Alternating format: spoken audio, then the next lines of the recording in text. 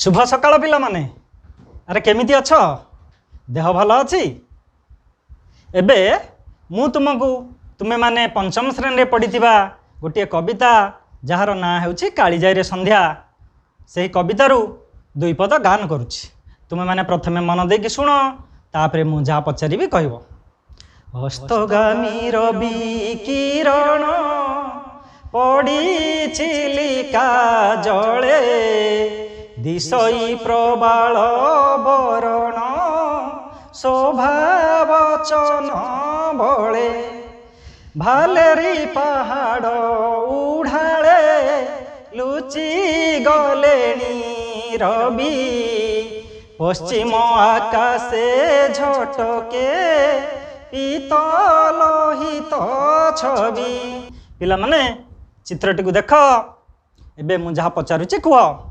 अस्तगामी रवि बा सूर्यंकर किरण केउठारे पड़िछि बोली कवि ए कवितार एही पदरे कहिसंती। के कहबो हाथ टेक?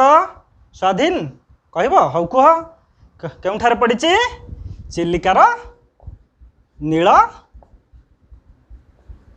जलराशि उपरे पड़िछि। सूर्य केतेबेले अस्त जाती? किए कहबो कुह?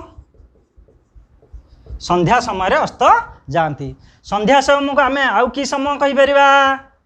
संध्या काल कहि परिबा। सेमती आउ कौन कौन हो परिबो? सायं काल भी हो परिबो। आउ सही परी आउ गोटे शब्द मध्य हो परिबो सायंतन। कौन हो परिबो? सायंतन। सायंतन अर्थ होउछि संध्या समय बा संध्या कालीन। तेणु आमे वर्तमान तुमर साहित्य सिंधु पुस्तक रे थिबा गोटे कविता जार नाम हेउछि काली चिलिका रे सायंतन दृश्य। मन रहिला कविताटीर ना होउछि चिलिका रे सायंतन दृश्य, जहाकू रचना करचंदी कविवर राधानाथ राय। आमे एई कविताटी को वर्तमान पढ़िबा एवं आलोचना करिबा। पिला माने तुमे राधानाथंकर फोटो देख। तांकर किपरि मोटा निश अछि देखि पारछ? निश जेमिति मोटा रखुथिले तांकर विभिन्न भाषा रे साहित्य क्षेत्र रे मध्य दक्षता सेहिपरि गभीर थिला। तेबे पिला माने वर्तमान आमे राधानाथंक विषय रे सामान्य परिचय प्राप्त हेबा। आधुनिक ओडिया काव्यधारार प्राण प्रतिष्ठाता कविवर राधानाथ राय बालेश्वर जिलार सोर निकटवर्ती केदारपुर ग्राम रे 1848 मसीहा सेप्टेम्बर 9 तारिख रे जन्मग्रहण करथिले। कौ मसीहा? 1848 मसीहा सेप्टेम्बर 9 तारिख रे जन्मग्रहण करथिले। तांका पितांक नाम थिला सुंदर नारायण राय और मातांक नाम थिला तारिणी देवी। से प्रथमे शिक्षकता करुथिले और शिक्षकरू पदोन्नति लाभ करी बंग बिहार ओडिशार विद्यालय समूहर शिक्षा परिदर्शक हो पारिथिले। मात्र 18 वर्ष बयस रे से बंगला भाषा रे कविता रचना करथिले। पिला माने केते वर्ष बयस रे से कविता लेखा आरंभ करि पारिथिले? मात्र 18 वर्ष बयस रे। नुआ रीति रे काव्य रचना करी से ओडिया काव्यधारा रे नूतनता आनिथिले। से प्रकृति को अत्यंत भल पाउथिले। तांको काव्य कविता गुड़िकरे प्रकृतिर मनोरम चित्र प्रतिफलित होइछि। तेणु तांको प्रकृति कवि बोली मध्य कहा जाए। तांको 1866 मसीह रे इंग्रेज सरकार कविवर उपाधि रे भूषित करथिले। मन रख 1866 मसीह रे इंग्रेज सरकार तांको कविवर उपाधि रे भूषित करथिले। एही महान साधक थिले चिर गुण। 1908 मसीहा एप्रिल 17 तारिख। मन रख 1908 मसीहा एप्रिल मास 17 तारिख रे एही महान साधक आमको छाड़िकी आरपारी को चली जाइथिले। से केबे आरपारी को चली जाइथिले पिला माने? 1908 मसीहा एप्रिल मास 17 तारिख। एबे आमे तांको द्वारा रचित विभिन्न काव्य कविता विषय रे जानिबा। पिला माने राधानाथक सृष्टि संभार तो अपूर्व। से अनेक गुड़िए काव्य कविता रचना करिसंती। सेथिगुड़िक मध्य मुख्य होउची महाजात्रा, उर्वशी, नंदिकेश्वरी, चंद्रभागा, उषा, पार्वती, चिलिका, दरबार, ये सबू तांकर काव्य। ओडिया कवितावली और सर्वेशांग जननी भारत नामक भारत स्मरणीय गीतिका मध्य से रचना करिसेंती। पिला माने ये जो भारत स्मरणीय गीतिका या से संस्कृत भाषा रचना करथिले। तांकर मध्य संस्कृत रे अगाध पांडित्य थिला। पिला माने यही सर्वेशांग जननी भारत कवितारू मु गोटे पद गाउची, तुमे देख तांकर संस्कृत ज्ञान केते उच्चकोटीर थिला। सर्वेशांग नो जननी भारत धरणी कल्पलतेयं जननी वत्सल तनय गणेशत सम्यक शर्म विधेयं। सर्वेशांग हिमगिरि सीमंतित मस्तकमिद मम्बुधि परिगत पार्श्वम् अस्मद जन्मद मन्मद मनीषं श्रौत पुरातन मार्षं विजनित हर्षं भारतवर्षं विश्वोत्कर्ष निदानं भारत शर्मणि कृतमयस्माभिः नवमिदमैक्य विधानं। सर्वेशांग पिला माने एबे तुमे जानिल तांकर संस्कृत रे केते उच्च ज्ञान थिला। एबे आमे जानिबा से आउ कौन कौन सब रचना करिसेंती। तांकर रचित विवेकी ओडिया भाषार प्रथम प्रबंध मन रख विवेकी। विवेकी होची आम ओडिया भाषार प्रथम प्रबंध। या व्यतीत से ओडिया कवितावली मध्य रचना करिसेंती। तांकर अनेक गुड़े अनुदित कृति रही से मेघदूत, तुलसी स्तबक, इटालीय जुबा ये सब तांको अगाध पांडित्य और कवित्वर उच्चकोटीर निदर्शन। तेबे आज आम जो कविताटी पढ़िया जाउछंती तार नाम चिलिकार सायंतन दृश्य। यही चिलिकार सायंतन दृश्य कविताटी कवि रचित चिलिका खंडकाव्य आसीछि। पिला माने एबे तुम मानक मनरे प्रश्न उठुथिबो खंडकाव्य कौन? तुम तो कविता विषय जानिछ, तेबे खंडकाव्य कौन? काव्य, खंडकाव्य, महाकाव्य ये सब भाषा साहित्यर गोटे अगाध समुद्र। आम वर्तमान से महासमुद्र रे बसवा नहीं। पर समय देखी मु तुमको काव्य, महाकाव्य, खंडकाव्य कौन से विषय संक्षेप रे कहीदेवी। वर्तमान केवल आम खंडकाव्य कौन आम जाना कहीं आम चिलिका खंडकाव्य विषय अध्ययन करने जाउछंती। तेबे खंडकाव्य संबंध में विभिन्न साहित्यिक और पंडित मानकर भिन्न भिन्न मत बा परिभाषा से माने देइछंती। किंतु तुम मानक पय सबुठारु सहज और सरल हेब पंडित विश्वनाथ कविराजक मत।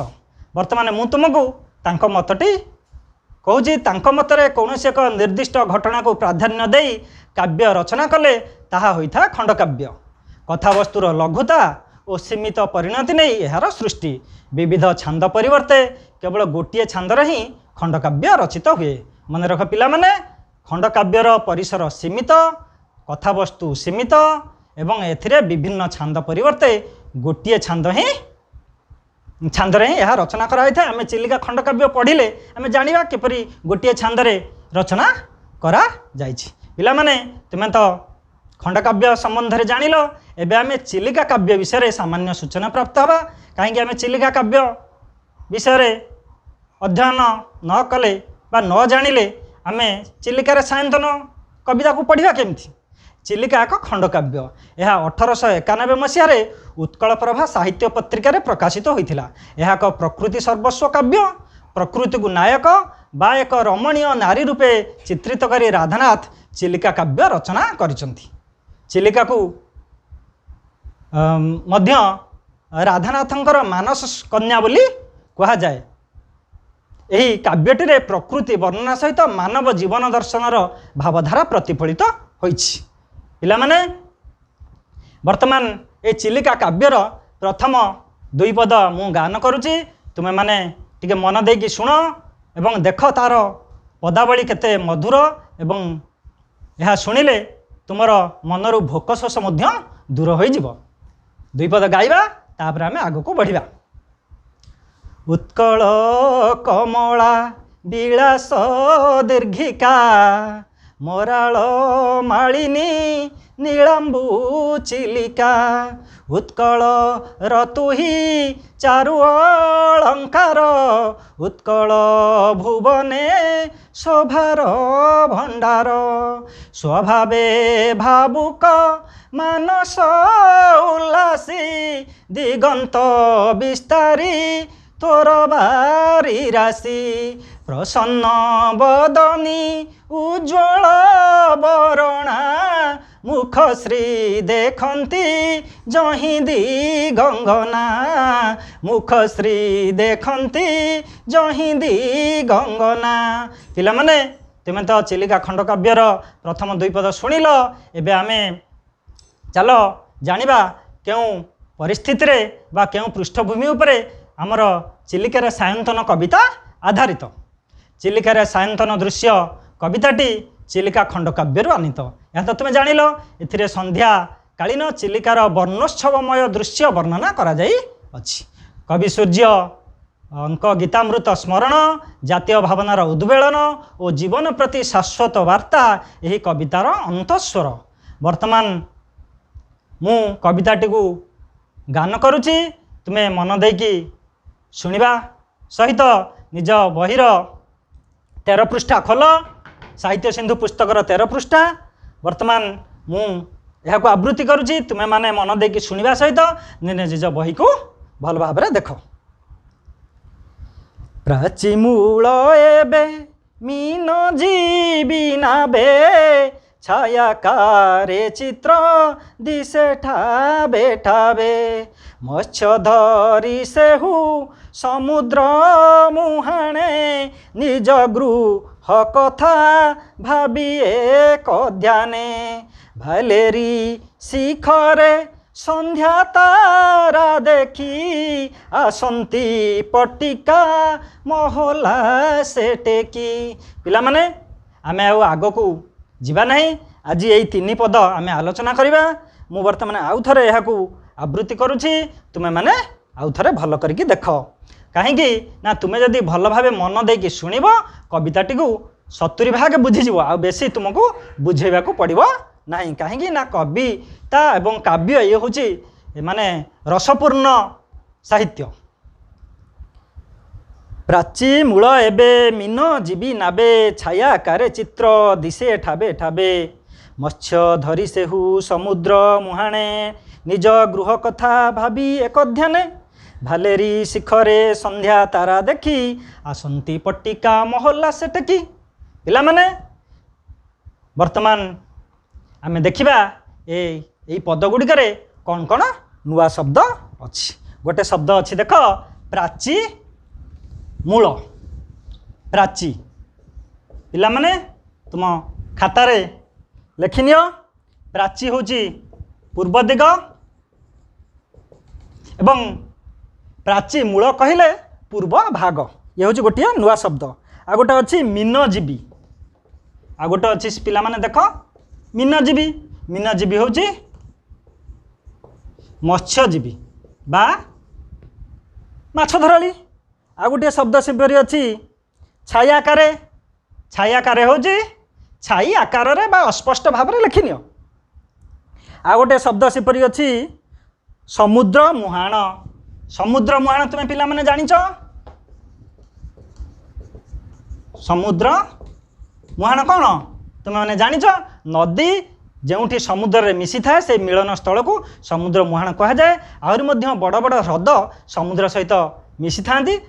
चिलिका भी समुद्र सहित मिसी तेणु बड़ बड़ जल ह्रद मिलन स्थल को मध्य समुद्र सहित मिलन स्थल को आमे समुद्र मुहाण कहीपर केवल नदी नुहे। आ गोटे पिला माने देख बहिरे अच्छी भालेरी। भालेरी पीरा माने हूँ गोटे पर्वतर ना। ये हूँ चिलिकार पश्चिम उपकूल अवस्थित। पिला माने मन रख ये चिलिका मध्य अवस्थित नुहे भालेरी चिलिकार पश्चिम उपकूल अवस्थित। आ गोटे शब्द अच्छी शिखरे।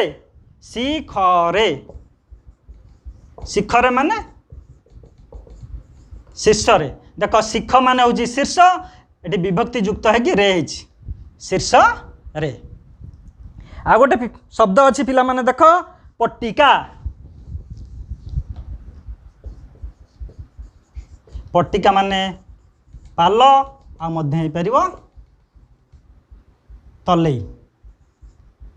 तलेई माने पिला माने तुमे देखिथिबो पाल नौका गोटे चित्र देख वर्तमान ये चित्र रे नौकार केमिति पाल सब लगी बाउंश साहाय्य देख तुमको से कालीजाई संध्यार मु गोटे पद गान करुच्ची से तुम्हें बुझीपार पाल बा तलेई कौन गाइबा से पदटी। कात धरी धीरे नाउरी ना देइछि मेली उतरा पवन आगकू निये तलेई ठेली। पिला माने देख यही पदटी रे अच्छी तलेई। तलेई माने से जो ना रे जो चित्र रे देखुछ बाउंश साहाय्य केमती गोटे पाल टणा है से पालटा को तलेई बोली कह जाए। पवन जो दिग को देउथाए नौकाटी को से पवनर अनुकूल दिगरे सी ठेली निए। तेणु नाउरिया को आ बेसी परिश्रम करी आहुला बा कात मारिया को पड़ोनी कम परिश्रम रे पवनर अनुकूल दिगरे नौकाटी खूब शीघ्र चलीज। तेणु ताकू तलेइबा पाल कह जाए। आ गोटे हूँ महल्लास आ गोटे शब्द अच्छी पिला माने देख महल्लास। महल्लास महा उल्लास बा खूब आनंद। पिला माने कवितार यही पदरे थिबा नुआ शब्द गुड़िक विषय तुम तो धारणा पाइल। देख आमे आलोचना माध्यम रे यार भावधारा को बुझिबा। प्राचीमूल एबे मीन जीवी नाबे छायाकारे चित्र दिशे ठाबे ठाबे। पिला माने तुम तो जानिल प्राचीमूल होची पूर्व भाग। तेबे कवितार यही पदरे प्राचीमूल कहा उद्देश्य व्यवहार कराई चिलिकार पूर्व भाग उद्देश्य रे। प्राचीमूल एबे मीन जीवी नाबे चिलिकार चित्र देख पिला माने चिलिकार किपरि मत्स्यजीवी माने माछ धरिकी फेरुचंती संध्या समय है आसी। प्राचीमूल एबे मीन जीवी नाबे चिलिकार पूर्व भाग एबे मत्स्यजीवी मानकर नौकारे पूरी उठिलाणी। छायाकारे चित्र दिशे ठाबे ठाबे छाई आकार रे अस्पष्ट भाव रे कहीं अस्पष्ट भाव देखा पिला माने ना संध्या समय क्षीण आलोक चिलिकार नील जलराशि उपरे दूररू माछ धरी फेरुथिबा मत्स्यजीवी मानकर नौका अस्पष्ट आकार रे देखा जाउछि। दिशे ठाबे ठाबे ठा को ठा बा स्थाने स्थाने से कौन एकाथरे आसुचंती कि दूरे दूरे आसुचंती कहीं जदि एकाथरे सब पलि आसबे पाखे पाखे की लागिला क्या ताने धक्का हो नाब भांगी तेणु से परस्पर ठारू दूरता रक्षा करके आसुचंती। प्राचीमूल एबे मीन जीवी नाबे छायाकारे चित्र दिशे ठाबे ठाबे। ताने पिला माने ए पदटीर भावार्थ को आमे देखिबा। संध्या समय चिलिकार नील जलराशि रे पूर्व भाग मत्स्यजीवी मानक डंगारे पूरी जाइछि और संध्यार क्षीण आलोक दूररू यही नौका गुड़िकर छाई सदृश दूररू यही नौका गुड़िक छाई सदृश अस्पष्ट रूपे प्रतीयमान होउछि। या परे पिला माने आमे परवर्ती पद को जिबा। मत्स्य धरी सेहु समुद्र मुहाणे निज गृह कथा भाबी एक ध्याने। पिला माने मत्स्य धरी सेहु एठारे सेहु शब्दटी केउ मानक उद्देश्य रे प्रयोग कराई किए कहबा हाथ टाक कहा उद्देश्य रे मत्स्यजीवी मानक उद्देश्य रे। ताहने सेहु शब्दटी मत्स्यजीवी मानक उद्देश्य रे प्रयोग कराई। मत्स्य धरी सेहु समुद्र मुहाणे मत्स्यजीवी माने समुद्र मुहाणरू चिलिकार नील जलराशि जो माछ मारिथिले ताको सब धरुचंती बा धरिकी फेरुचंती। कहीं समुद्र मुहाण को जाती माछ मारिया बेसी कहीं समुद्र रो मुहाण रे अधिक संख्यार माछ माने धरा पड़ती से समुद्र मुहार को बेसी माछ मारिया जाती। निज गृह कथा भाबी एक ध्यान क्यों माने निज गृह कथा एक ध्यान भाविकी फेरुचंती मत्स्यजीवी माने।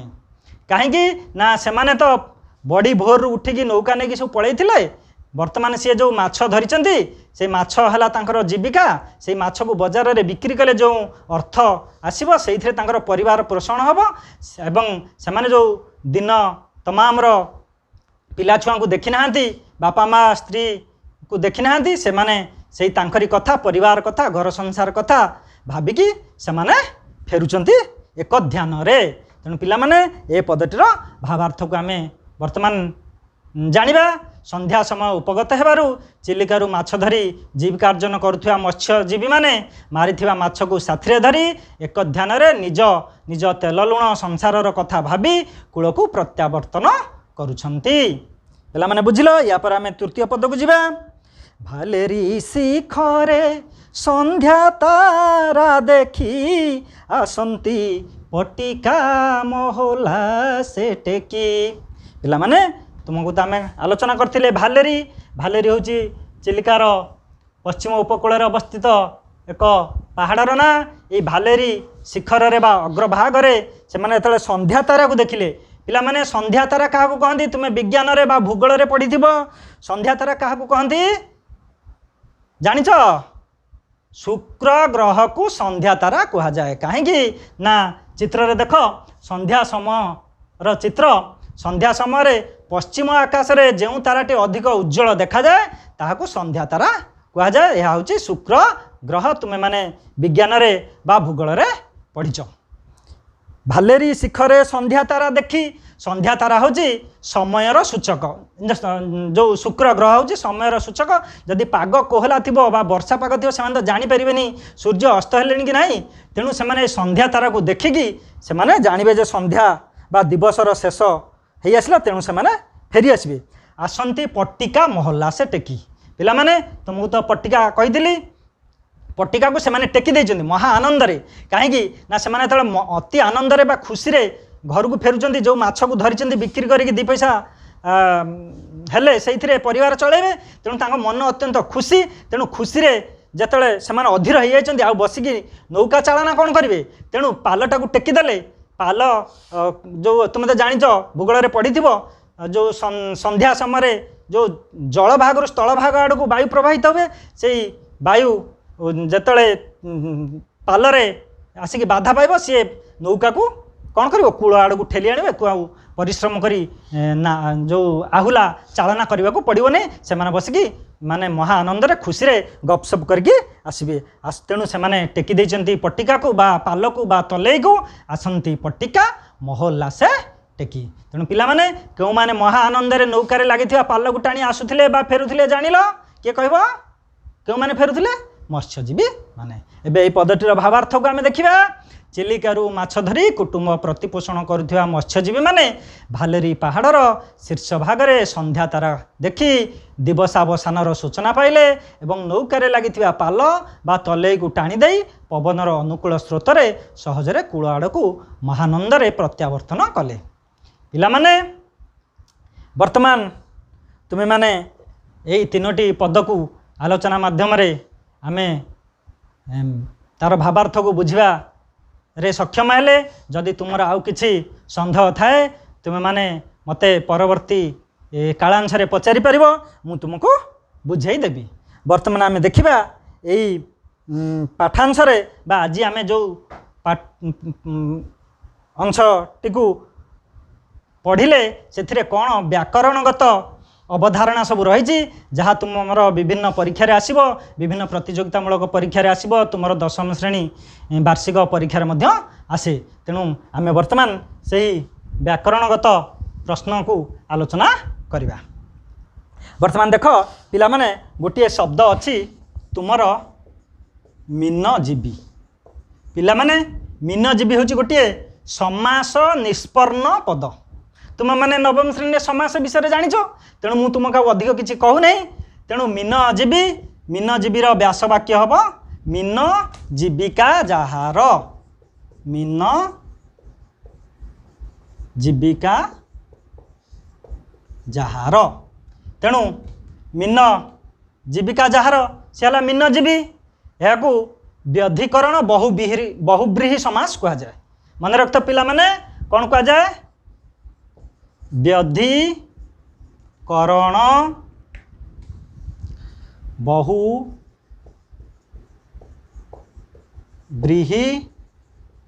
समास। तेणु पिला माने यही मीनजीवी परी आउ केते गुड़िए शब्द तुम्हें कह जो जीवी शब्द लगी व्यधिकरण समास बहुत हो पार किंतु ये जीवी शब्द लगी व्यधिकरण समास भी हो पार बा परीक्षा तुम्हें व्यधिकरण ना खाली बहुब्रीहि समास बोली लिखिदेले भी किसी असुविधा नहीं। सहीपरि आउ कि शब्द हो पार पिला माने किए कह कह गोटे शब्द हो पार श्रमजीवी। श्रमजीवी कौन श्रम जीविका जहार श्रमजीवी। सहीपरि आउ गोटे शब्द हो पार कर्मजीवी कर्म जीविका जहार कर्मजीवी। सहीपरि आउ गोटे शब्द हो पार कौन ना कृषिजीवी कृषि जीविका जहार कृषिजीवी। सेमती पिला माने आउ कौन शब्द हो पार किए कह आउ गोटे शब्द हो पार आईनजीवी। वकिल मान आईनजीवी कह जाए आईनी जीविका जहार आईनजीवी। सेहीपरि आहरी गोटे शब्द हो पार बुद्धिजीवी। पिला माने एक सब मन रखुव बुद्धिजीविका जहार बुद्धिजीवी। यहीपरि आहरी अनेक शब्द अच्छी तुम्हें माने काली की आहरी शब्द संग्रह करिकी निज खातार लिखिकी आनी मत देखेब। आ गोटे शब्द अच्छी पिला माने देख छाया कारे। छाया कारे एटा विभक्ति युक्त होगी छाया कारे होती मूल शब्द हूँ छाया कार। छाया कार ये हूँ गोटे संधियुक्त शब्द एक जदि आम विच्छेद करदे कौन हम ना छाया युक्त आकार। देख तुम्हें तो ये हूँ स्वर संधि स्वर संधिर नियम तुम्हें नवम श्रेणी पढ़ी जाओ मुझे अधिक किसी कहूना। बर्तमान देख छाया ये हूँ प्रथम पद बा पूर्व पदर शेष ध्वनि हूँ आ एवं पर पदर आद्य ध्वनि हूँ आ। तुम्हें जानिच अ बा आ परे अ बा आ थिले उभय मिसी आ होती एवं यही आकार रूपे पूर्व वर्ण युक्त हुए। तेणु आ मिसिकी आ होगा एवं यही आटा आकार रूप से ये जो छाया ये युक्त हो जाए तेणु ये आटा लोप पाईगला छाया कार आटा लोप पाईगला ये स्वर संधि तुम्हें मैंने जानिच। सेहीपरि आ माने अंतिम ध्वनि आ एवं आद्य ध्वनि आ थी से आउ केते गुड़िए शब्द तुम माने कह आम जाना है पिला माने तुम एक सब खातार लिखि नि आउ कौन कौन शब्द हो पार पिला माने गोटे हो पार किए कह कह विद्यालय विद्यायुक्त आलय विद्यालय। सेहीपरि आउ कौन हो पार आ गोटे शब्द हो पार महाकाश। जानच लिखिनिय सबू महायुक्त कौन आकाश महाकाश। आहरी हो पार महाशय कौन हम महायुक्त आशय महाशय। सेहीपरि आउ कौन शब्द हो पार आ गोटे शब्द हम पिला माने सुधाकर। पिला माने एटा कौन हम जानच मुझे लिखिदे सुधायुक्त आकर। जदि तुम्हें लिखिदेल आकार एटा भूल एटा ठीक आकार नुहे एटा भूल सुधायुक्त आकर आकर माने पान करवा सुधा पान करे जे सुधा कर। सेहीपरि आउ कौन शब्द हो पार पिला माने देख आहरी शब्द हो पार बहुत शब्द अच्छी कारागार है कारायुक्त आगार कौन हम कारायुक्त आगार कारागार। आहरी कौन हो पार पिला माने आहरी शब्द हो पार शिराल शिरा युक्त कौन किए कह आल। यहीपरि पिला आहरी बहुत शब्द हो पार तुम्हें माने ताकू जहाँ संग्रह करी काली की खातार अधिक शब्द लिखिकी आनी पार। यापर आउ गोटे शब्द अच्छी पिला माने देख महल्लास गोटे शब्द अच्छी कौन महल्लासे अच्छी एटा विभक्ति युक्त है मूल शब्द हूँ महल्लास। महल्लास कौन है ना महायुक्त उल्लास। देख महा उल्लास महार अंतिम ध्वनि है आ एवं उल्लासर आद्य ध्वनि हूँ उ आ एवं उ मिसिकी ओ हैला एवं यही ओ कौन है ना ओ कार रूपे कौन है ना पूर्व वर्ण रे युक्त है। तो तुम मैंने सब नवम श्रेणी पढ़ीच मु अधिक किसी कहूनी केवल आउ अधिक शब्द कौन हो पार तुम्हें मैंने कह किए मन रखिच आ कौन कौन शब्द हो पार ना आ गोटे शब्द हो पार गंगोदक कौन हम ना गंगा युक्त उदक गंगोदक से पार महोत्सव पिला माने एको सब खातार लिखि नियो महोत्सव महा युक्त उत्सव सेमती आउ कौन शब्द हो पार ना आहरी मध्य हो पार महोदधि कौन महोदधि महा युक्त उदधि पिला माने आमे व्याकरणगत अवधारणा तीनोटी विषय जानिले या भितर आहुरी अनेक व्याकरणगत अवधारणा रही। आज तो पिला माने समय हो गलानी तेणु आमे परवर्ती कालांशरे आउ कौन कौन व्याकरणगत प्रश्न बा अवधारणा या भितर सब रही आमे परवर्ती कालांशरे आलोचना करवा। तेणु वर्तमान आउ तुम मानक पई मु किछि काम दउची तुम माने काली घर ताकू सब करिकी आसीथिबो एवं मते देखैबो। पिला माने तुमे एई जो तीनोटी पद आमे आवृत्ति कले ताकू काली की मुखस्थ करिकी आसीथिबो एवं राधानाथंकर जो चिलिका खंडकाव्य जदि पारिबो संग्रह करिकी ताकू पढ़िबो। पिला माने आज तो समय हो गलानी आजिर शिक्षण कार्य को एठी आमे विश्राम देबा। धन्यवाद।